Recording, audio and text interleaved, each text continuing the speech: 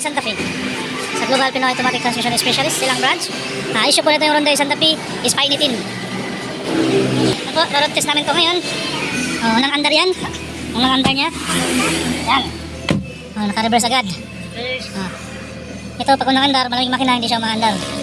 Hindi siya natakbo, hindi siya reverse kasi painitin. Kailangan mo ng painitin ng makina bago siya umandar. Yun. Right. Yan.